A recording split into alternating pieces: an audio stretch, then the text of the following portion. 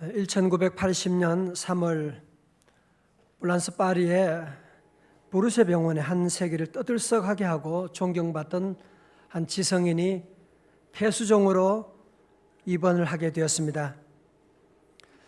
그는 한 달 동안 병원에 입원하면서 고함고함을 지르고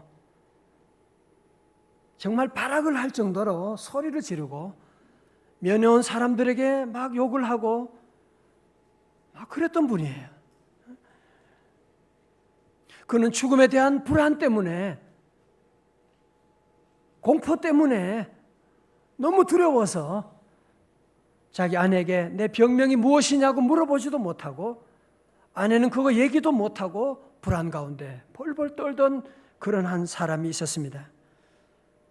그는 그 당시 현대인들에게 수많은 글을 써서 감동을 주고 자유라고 하는 이름하에 수많은 글을 남기고 한 세기에 존경을 받던 한 지성인이었는데, 그가 바로 여러분이 잘 아시는 실존주의 철학자 장폴 사르트르였던 것입니다. 그는 1980년 4월 16일 입원한 지 한 달 만에 병원에서 그렇게 비참하게 세상을 떠나게 된 것입니다. 이분이 세상을 떠난 다음에 프랑스 모든 신문들이 시끄러워지기 시작했습니다. 아니, 이분은 자유라고 하는 이름하에 그렇게 많은 글을 쓰고, 특별히 그는 죽음에서의 자유에 대해서 그렇게 글을 쓰고 외치고 했었는데, 그 죽음 앞에 너무나 비참한 그런 모습을 보면서, 너무나 죽음 앞에 발악을 하는 모습을 보면서 수많은 사람들이 깜짝 놀라게 되고, 어떻게 그런 일이 있을 수가 있느냐. 그럴 때 한 신문 기자가 이런 글을 올렸습니다. 사르트르의 말로가 그렇게 비참했던 이유는 그가 돌아갈 영원한 고향이 없었기 때문이다. 진실로 그는 돌아갈 고향이 없었다. 무신론자였던 그는 내 생애가 끝나면 죽은 다음에 내가 어디로 가야 될지 그는 알지 못하기 때문에, 이 지옥의 어두운 그림자가 그를 덮었기 때문에 그는 두려움 가운데 그의 마지막을 보낼 수밖에 없었던 것입니다. 그러나 우리 성도들, 이번 추석 명절에 부모님이 계시는 고향에 갈 때 기뻤지요, 그죠? 맛있는 것, 좋은 음식, 선물 싸가지고 집에 갈 때 부모님 만날 생각하면서 얼마나 기쁘게 갔어요. 우리는 돌아갈 고향이 있으니까 기쁘게 갔던 것이고, 마찬가지로 우리 성도들은 우리의 삶이 끝나더라도 우리에게는 영원한 고향이 있으니까, 하나님의 나라가, 천국이 우리에게 예비되어 있으니까 우리는 오늘 죽어도 우리는 두려워하지 않는 것은 주께서 우리의 모든 고향, 우리의 모든 갈 곳, 하나님의 아버지 집이 우리 앞에 예비되어 있기 때문인 줄로 믿습니다. 우리 성도는 그래서 죽음의 길을 걸어갈 때, 여러분이 병원에 입원할 때도 죽을 병에 걸렸다고 할지라도 우리 성도들은 두려워할 것이 없는, 여러분이 함께 시편 23편 4절에 나왔죠. 내가 사망의 음침한 골짜기를 다닐지라도 해를 두려워하지 않을 것은 다 같이 주께서 나와 함께 하심이라. 할렐루야. 명절 지나도 아직도 기억하고 계시네요. 주께서 나와 함께 하시거든요. 우리 오늘 죽어도 우리에게는 하나님의 나라, 천국이 이 세상에 무엇과도 비교할 수 없는 하나님의 나라가 예비되어 있는데 걱정할 것이 없는 것입니다. 두려워할 것이 없는 것입니다. 지난주 금요일에 저희 친구 목사님, 교수님인데 그 부친께서 80세 나시는데 돌아가셨어요. 그래서 새벽기도 마치고 가서 뵙고 위로하고. 여러분, 사람은 다 죽습니다.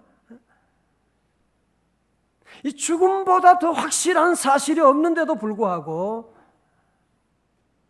대통령도 죽고 재벌도 죽고 장군도 죽고, 아니 죽음보다 더 분명한 진리가 없는데도 살아있는 사람들은 죽음을 생각하진 않아요.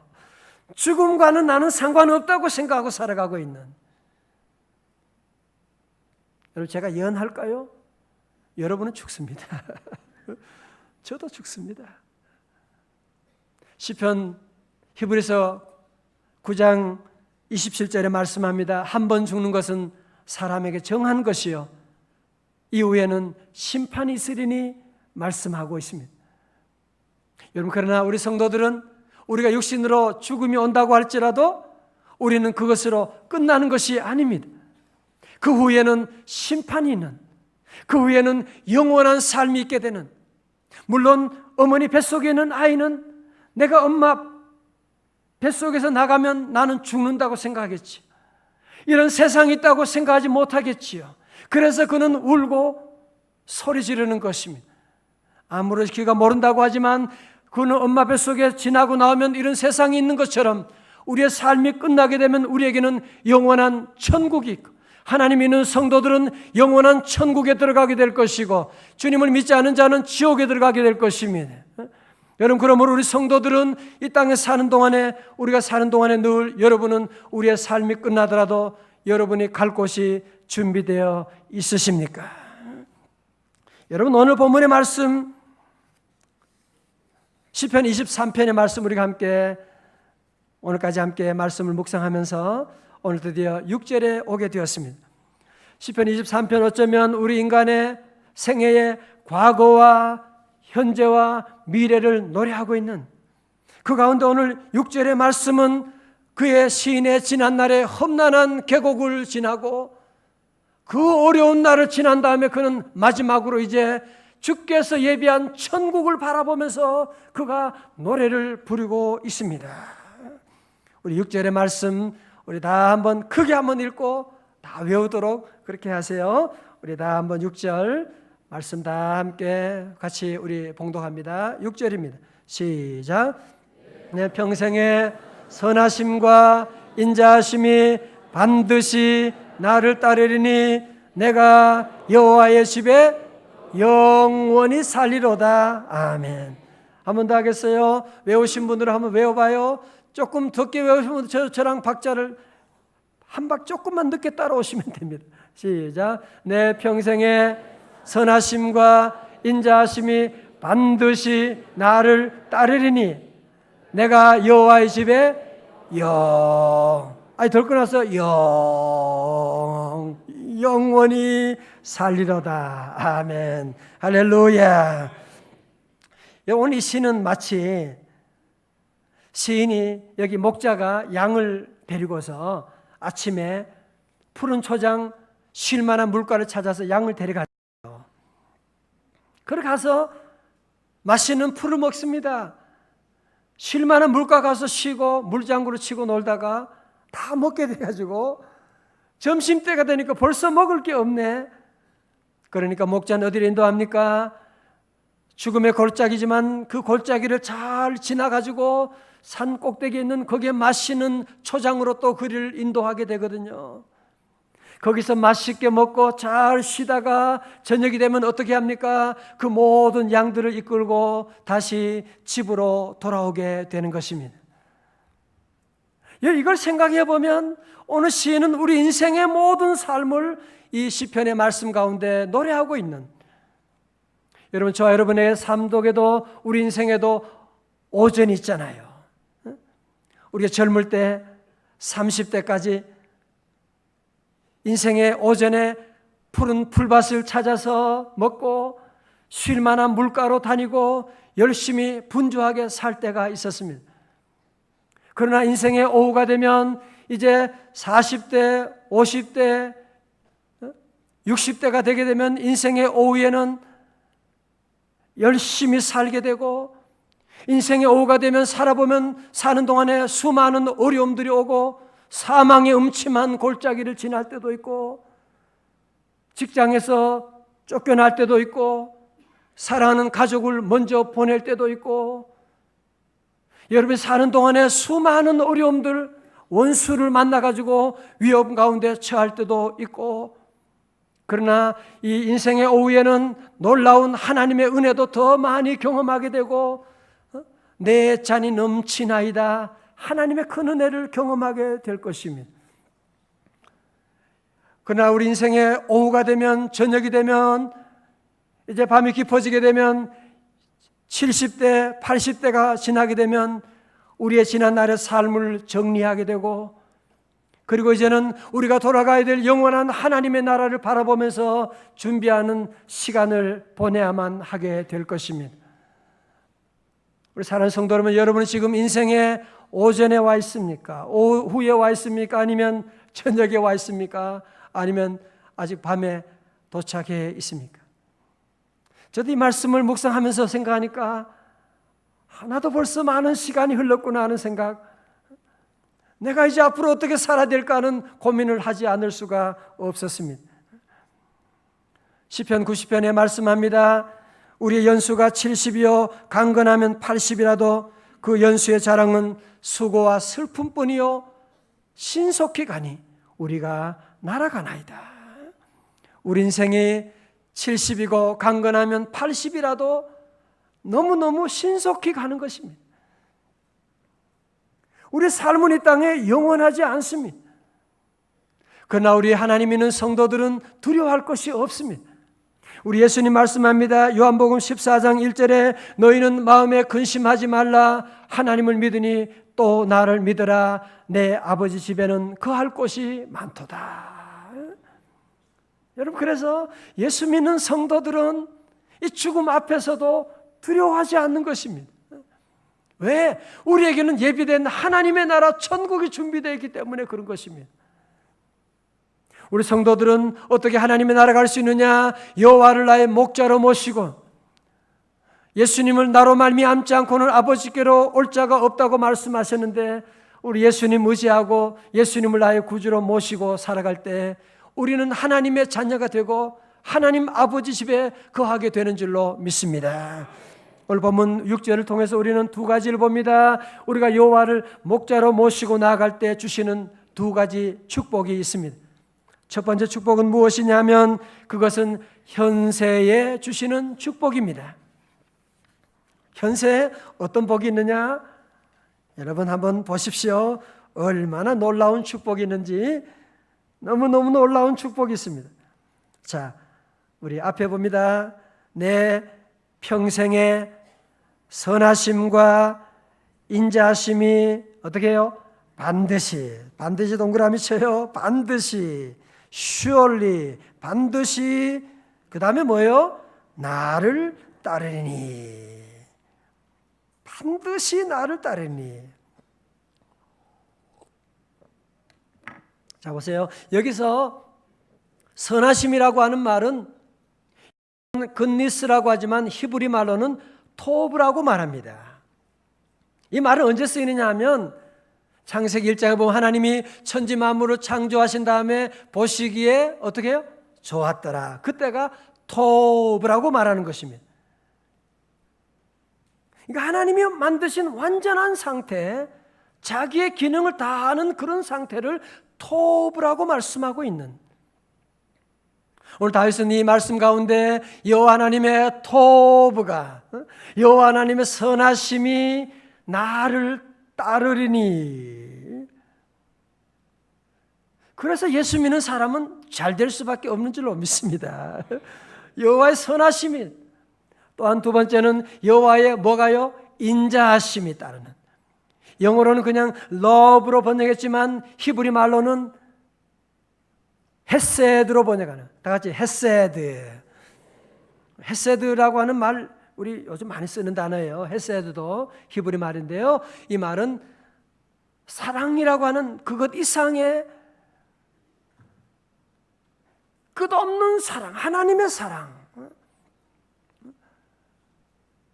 하나님의 무조건적인 그 사랑, 아가페 사랑, 그 헤세드가 나를 따르리니 말씀하고, 나를 따르게 된다.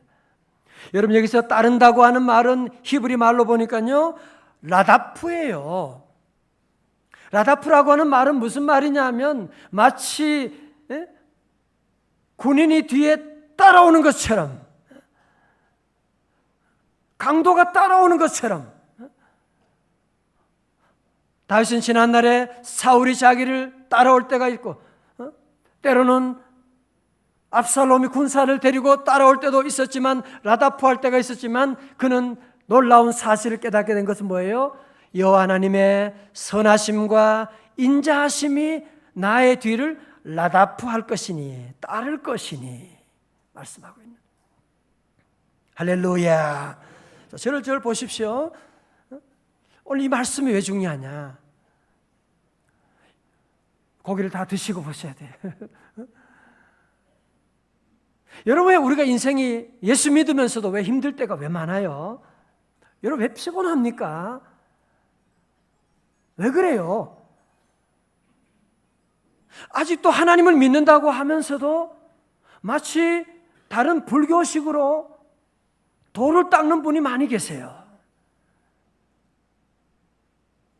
내가 노력하고, 내가 애쓰고, 내가 걱정해서 하나님이 주시는 그 선하심과 인자하심과 성공과 행복을 잡으려고 온 힘을 기울여가지고 그 성공과 축복을 잡으려고 따라가는 사람들이 많이 있습니다. 여러분, 되던가요? 행복의 파랑새는 잡으려고 하면 또 가보면 저게 저만큼 날아가 버리고 말게 됩니다. 우리 아이 잘 길러야 되겠다고요? 예, 그래야죠. 그러나 여러분이 염려한다고 걱정한다고 아이들이 잘 됩니까? 어릴 때 마치 나는 커서 대통령이 될 거야, 뭐 그렇게 말하면 대통령이 되나요, 그게? 오늘 성경 우리에게 아주 놀라운 인생의 행복의 공식을 알려주고 있는 것입니다. 그게 무엇입니까? 우리 성도들은 성공을 따라가고, 행복을 따라가고, 부를 따라가고, 수단과 방법을 가리지 않고 따라가는 그것은 성도의 삶이 아닌 것입니다. 우리 한 가지만 하면 돼요. 주님만 따라가면 되는 거예요.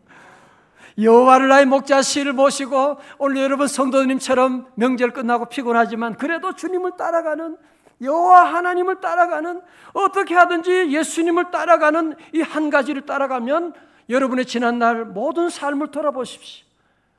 주님 따라갔더니만 가정에 부부간에 행복이 따라오네. 아멘. 주님 따라갔더니만 건강이 따라오네. 주님 따라가게 되면 여러분이 다른 추구하지 않은 모든 것들이 will follow me, 모든 것이 나를 따르리니 말씀하고.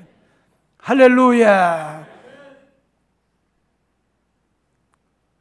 저도 너무 부족하고 지난날 저는 한 가지밖에 없죠. 저는 시골에 스펙도 제대로 없고 부족하지만 주님 따라가는 교회, 어릴 때도 교회 다녔어요. 교회 다니는 게 그렇게 중요한 겁니다.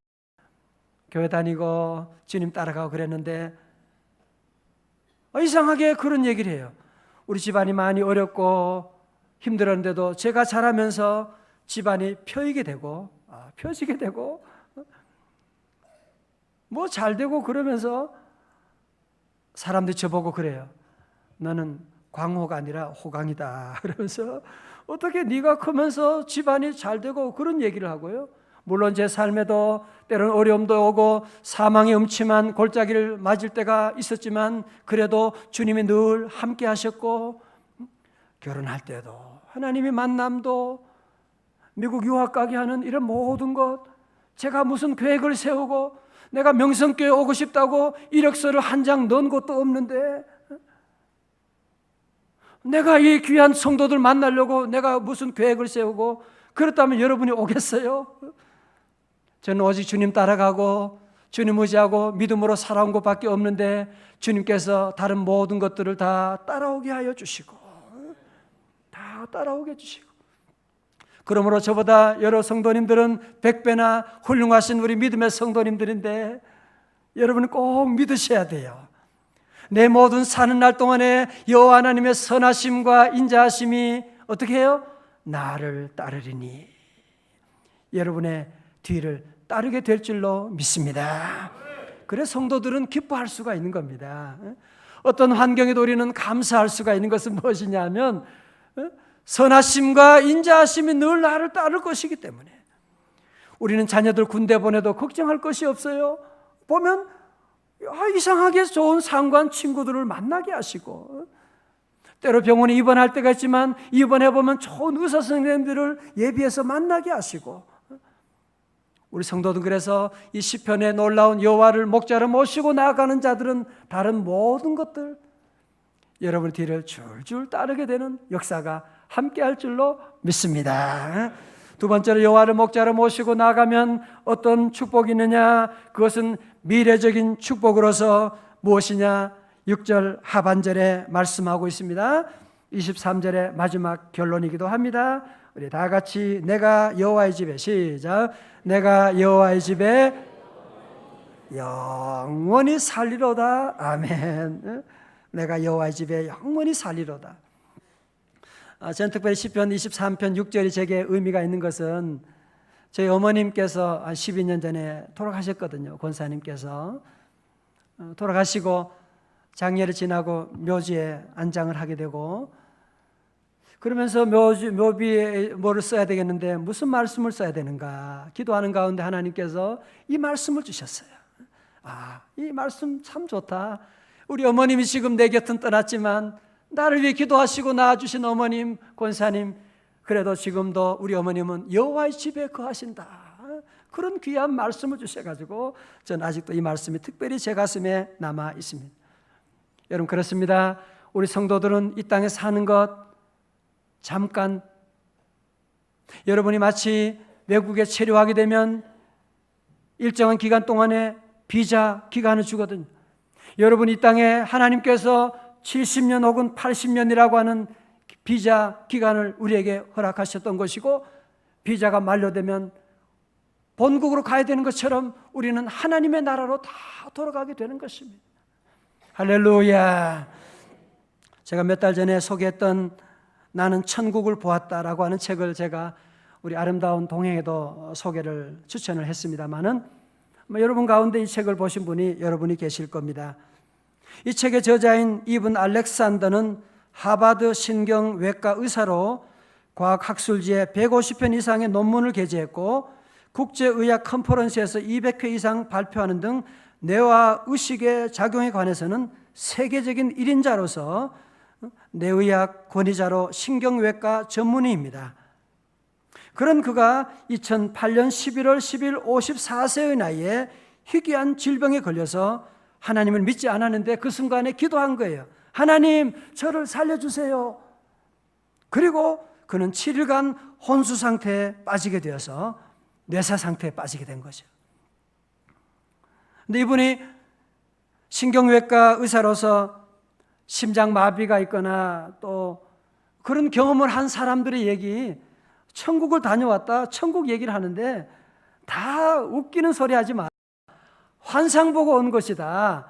천국이 어디 있느냐. 그런 얘기를 늘 했던 사람이었습니다. 그런 그가 하버드 의대 교수요 의학자인 그가 7일간 혼수 상태에서 깨어난 후에 놀라운 간증을 하고 다니는 거예요. 그 내용이 책에 기록된 겁니다. 그는 말하기를 내가 간 곳, 그곳은 천국은 실제했습니다. 우리가 살고 있는 지금 여기의 삶이 완전히 꿈처럼 느껴질 정도로 그곳은 실제였습니다. It's real, 실제였습니다. 그렇게 얘기하고 있는. 그러면서 그는 그 후로 교회 나가게 되고 예수님 믿게 되고 지금도 그런 얘기하고 다닙니다. 여러분, 천국 안 보이세요? 내가 그 증거물입니다. 그러면서 간증하고 다니는 그런 얘기를 쓰고 있는 책이 있는 것을 여러분이 김영사에서 나온 책이기도 합니다. 여러분, 그렇습니다. 우리가 지금 보지는 못하지만 우리 주님이 천국에 오셔서 우리에게 말씀해 주셨고, 우리의 삶이 끝나게 되면 천국이라고 하는 주님과 함께하는 영원한 삶이 우리 앞에 예비되어 있는 줄로 믿습니다. 어떤 부흥사님이 예배를 인도하면서 천국에 대해 설교를 했어요. 천국은 너무너무 좋고 그것은 아름답고 먹을 것도 너무너무 황금길을 걷게 되고, 그랬더니만 예배 드는 아이들 가운데 아주 똘똘한 아이가 하나 있었어요. 예배 마치고 목사님실에 찾아와서 질문이 있습니다. 뭐냐? 그러니까 아니 목사님은 천국 가보지도 않았으면서 뭘 그렇게 진짜 있는 것처럼 그렇게 설교하세요, 얘기하세요, 그렇게 따지고 물어보는 겁니다. 그때 목사님이 대답을 했습니다. 그래, 간단하지. 지금까지 천국이 얼마나 좋았으면 천국 갔다가 돌아온 사람이 한 사람도 없단다. 그렇게 얘기했다고 하는데, 여러분 천국은요, 여러분이 이 땅에서 경험했던 최고의 기쁨 곱하기 1조를 하는 것과도 비교할 수 없는 하나님의 놀라운 나라가 우리에게 예비되어 있습니다.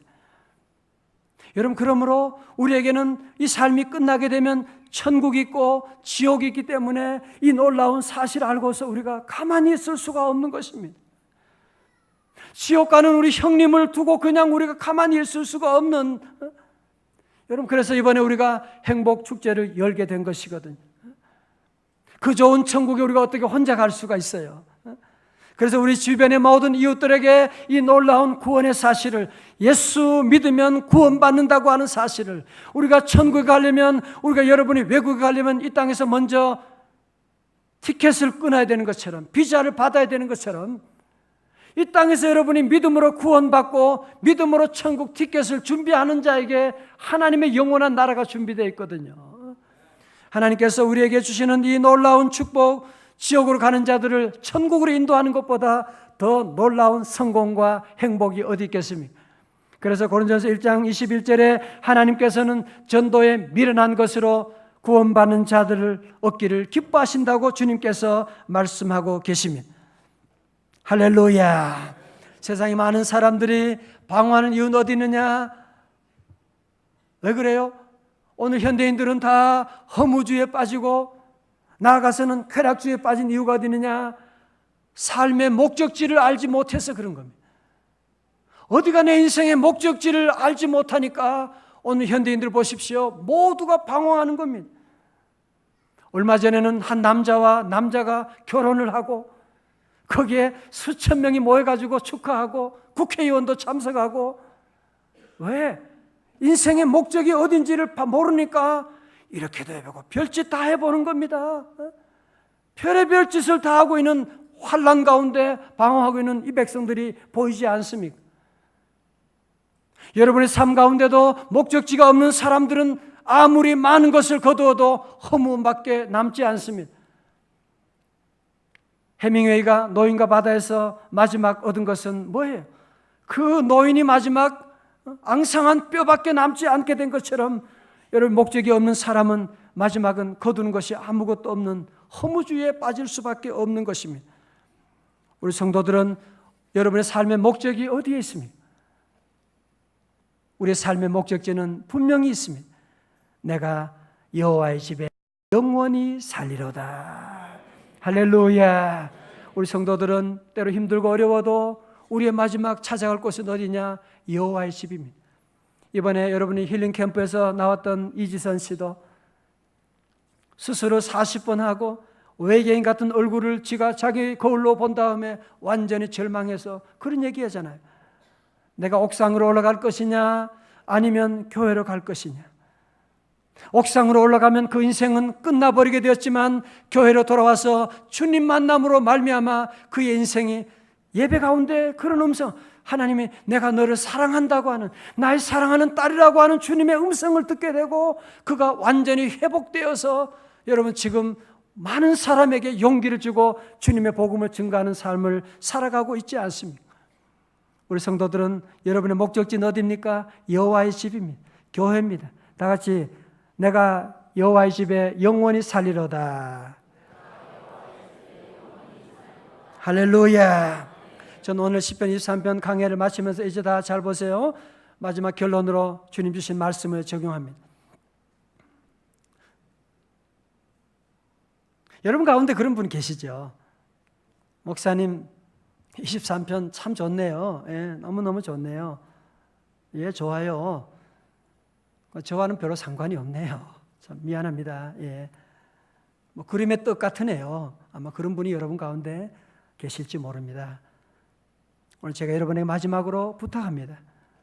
나 예수 믿지만 너무너무 피곤하고 잠도 오지 않고 온갖 걱정이 나를 누르고 있고 자꾸 내 인생을 그만두고 싶은 그런 때도 유혹도 오게 되고, 여러분 이 위기를 어떻게 극복해 나갈 수가 있느냐?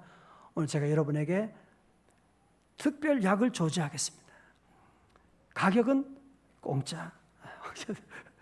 그건 뭐냐 하면 여러분이 앞으로 이 시편 23편의 말씀을 하루에 5번씩 복용하는 겁니다. 5번씩.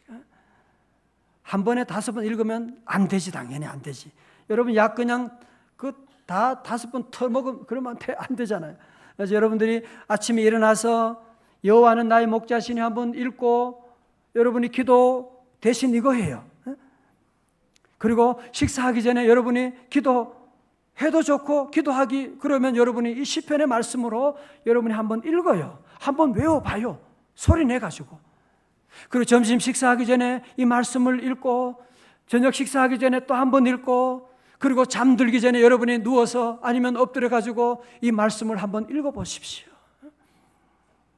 여러분이 적어도 한 달만 한번 그렇게 해보십시오. 한 달만. 아니면 여러분이 한 주간만이라도 한번 저와 약속해서 이 말씀을 한번 여러분이 읽고 묵상하고, 하나님 말씀은 살았고 운동력이 있습니다. 이 말씀이 저를 살려주셨습니다. 여러분의 삶도 여러분의 가정도 이 말씀을 묵상하고 하루에 몇 번?